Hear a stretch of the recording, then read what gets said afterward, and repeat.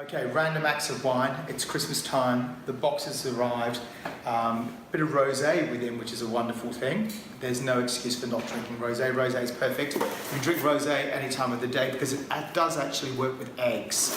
I'm not suggesting you get up at 8 o'clock in the morning, have poached eggs and rosé, but if you had to, you have to. So anyway, I'm going to open the box. It arrives beautifully packaged to you, of course. There'll be a little letter inside. And then I'm going to put my hand randomly in and select something which I know will be delicious. My name is Jay. I buy wine, so I'm quite happy to be showing you some of these things because rosé is one of my favourite things. The first thing we pulled out, this is wonderful stuff. So we're going to go to northern Italy. Northern Italy, and we're going to talk about Piedmont, so way up in the mountains. This is made 100% from Nebbiolo. The grape variety that they use to make Barolo and Barbaresco might be a little tannic and a little bit dry for breakfast time, but this rosé will see you fine. So this is a 15 vintage, 100% varietal, as I said.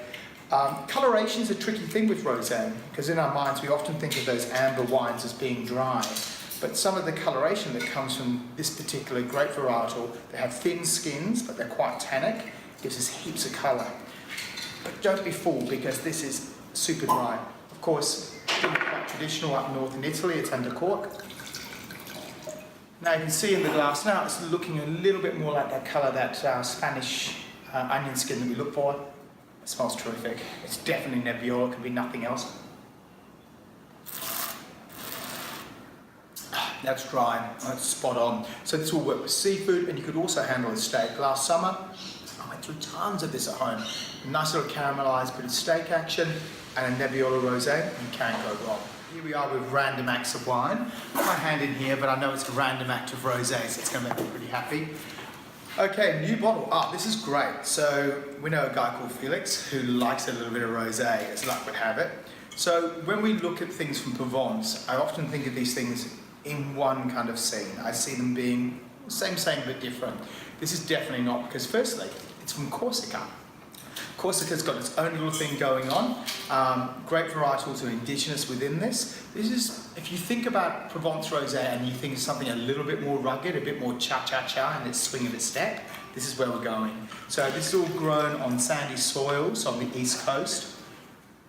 This is just, yeah, it's just such a step up, it really is. There's a saline property within it as well. There's some citrus notes, which are really interesting. The glycerol content on these wines have been pulled back a little bit. They're a little bit more restrained, but they're just, let's just say handsome. So this is Domaine Fazi from Corsica. Beautiful rosé, ready to go for your Christmas day. So I've got a wine knife in my hand. I'm not really sure, because most of these things are under Stelvin, which is actually quite useful. The great thing about rosé is you don't need to sell it for a long period of time, because most of the time, it says, I'll probably be pretty wrong now and pull something with a cork, but most rosé, voila, is under Stelvin cap, because it's designed to almost go immediately. Yes, you can sell them, but I wouldn't suggest selling them for a long time. We're going to go to France now. This is Montfin, so small production stuff. This is really clever, because once you travel out of the main belt of Provence and you start going into the foothills, you've got elevation. And once someone's got to work harder and they're going to elevation, it means they're going to care more. Imagine climbing up the side of a hill to pick grapes. You're going to want to make something good out of it. This is Grenache dominant with a little Cinsault as well. These wines are terrific because they're quite old plantings, but kind of hipsters making the wines. Their idea is that if they do everything properly, they grow great fruit, which this is. They've got vineyards dating back to the 1930s, but they've got a state-of-the-art winery. So this is a rising star in the area. This is from Corbieres. This is a new vintage. I believe it's 2016, which it is. And so this is Montfin. Enjoy. So we're here today going through some of the Christmas rosés and some terrific rosés on offer. Put my hand randomly into here and grab a bottle. So, Freeman.